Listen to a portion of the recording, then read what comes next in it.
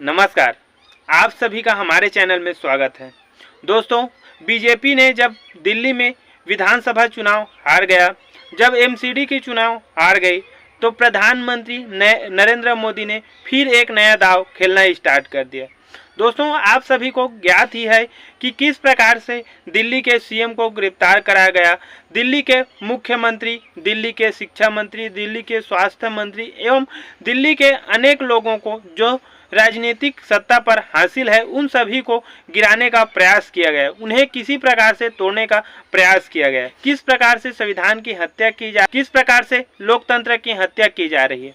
दोस्तों, बता दें कि जो काम चुने हुए प्रतिनिधि का है, वे प्रधानमंत्री नरेंद्र मोदी अपने तानाशाही के बदौलत एलजी को दबाव डालकर एलजी के निगरानी में अनेक प्रकार से अधिकारियों को दबाव डाला जा रहा है और चुनाव कराया जा रहा है। देख सकते हैं मनीष सिसोदिया और केजरीवाल ने क्या कहा। देखिए, एमसीडी के कानून में साफ साफ लिखा है कि कॉरपोरेशन का सिटिंग बुलाने की, सदन की सिटिंग बुलाने का अधिकार केवल और केवल मेयर को है और किसी को नहीं है। एलजी साहब नहीं बुला सकते, कमिश्नर नहीं बुला सकते, केवल और केवल मेयर सदन का वो बुला सकती हैं और मेयर उसकी, जब सदन होगा तो मेयर उसकी अध्यक्षता करेंगी। ये क्या है कि भाई एलजी साहब ने सदन बुला दिया और उसकी अध्यक्षता कोई ऑफिसर, कल को तो ये लोकसभा की अध्यक्षता कहेंगे कि होम सेक्रेटरी लोकसभा की अध्यक्षता करेगा।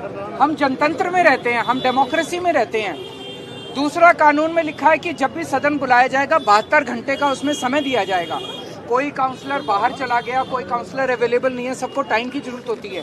ये क्या रातों रात, तो इनकी नीयत में खोट नजर आ रहा है, कुछ ना कुछ गड़बड़ करने की इनकी साजिश नजर आ रही है, जिस वजह से ये ताबड़तोड़ ये लगे हुए हैं।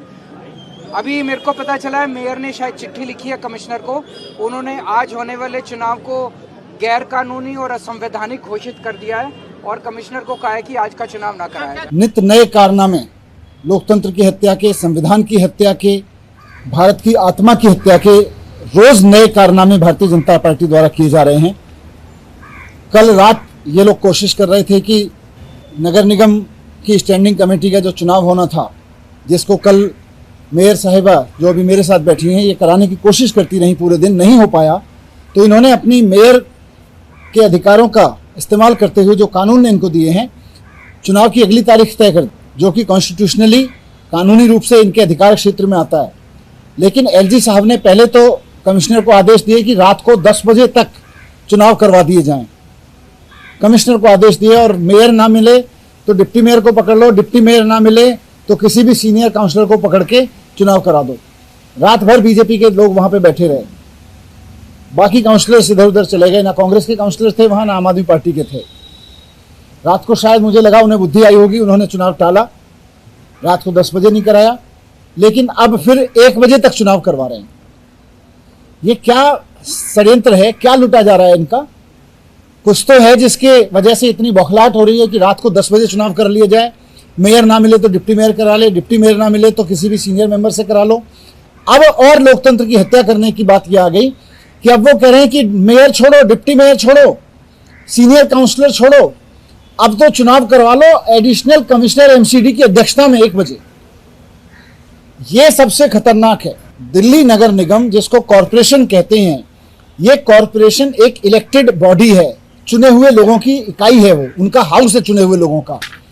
चुने हुए लोगों के हाउस की अध्यक्षता या तो कोई चुने हुए लोगों में से करेगा, मेयर करेगा, डिप्टी मेयर करेगा, या चुने हुए लोग जिसको अपने में से चुनेंगे वो करेगा।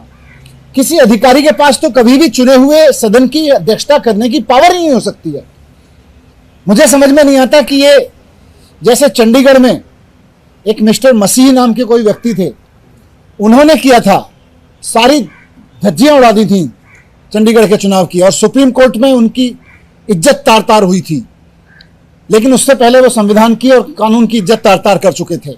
इसी तरह से कमिश्नर एमसीडी जिस तरह के आदेश पारित कर रहे हैं, और वो लिख रहे हैं कि मैं एलजी के कहने पे आदेश पारित कर रहा हूं, और एलजी निश्चित रूप से बीजेपी के कहने पे आदेश दे रहे हैं। संविधान की इज्जत तार तार कर रहे हैं, कानून की इज्जत तार तार कर रहे हैं। कैसे किसी चुने हुए हाउस की मीटिंग किसी अधिकारी की अध्यक्षता में बुलाई जा सकती है? ये आज तक देश के इतिहास में नहीं हुआ, दुनिया में कहीं नहीं हुआ। चुने हुए लोगों की मीटिंग, चुने हुए सदस्यों की मीटिंग, चाहे वो कॉरपोरेशन के हों, चाहे विधानसभा के हों, चाहे संसद के हों, चुने हुए लोगों की मीटिंग की अध्यक्षता केवल चुना हुआ व्यक्ति कर सकता है। क्योंकि कल को अगर भारतीय जनता पार्टी चाहेगी तो क्या किसी विधानसभा की मीटिंग अगर स्पीकर अवेलेबल ना हो या स्पीकर ने किसी और तारीख को मीटिंग बुला रखी हो तो स्पीकर की अध्यक्षता की जगह किसी एडिशनल सेक्रेटरी की अध्यक्षता में विधानसभा की मीटिंग करवाई जा सकती है? क्या संसद की मीटिंग किसी एडिशनल सेक्रेटरी या सेक्रेटरी की अध्यक्षता में करवाई जा सकती है? ये तो मजाक बना दिया इन्होंने लोकतंत्र का। लोग चुनते हैं, चुनी हुई जो काउंसिल्स होती हैं, चुनी हुई सभाएं होती हैं, चाहे वो संसद हो, विधानसभा हो या नगर निगम की बैठक परिषद हो, बैठकों में फैसला लेते हैं, लोकतांत्रिक तरीके से लेते हैं। लेकिन ये अधिकारियों से उसकी अध्यक्षता कराएंगे? ये अधिकारियों से अध्यक्षता तो देश के इतिहास में छोड़ दो, दुनिया के लोकतंत्र के इतिहास में कहीं नहीं होगी। भारतीय जनता पार्टी ने भारत के लोकतंत्र को जितना शर्मसार किया है उससे उसका बयान करना मुश्किल है।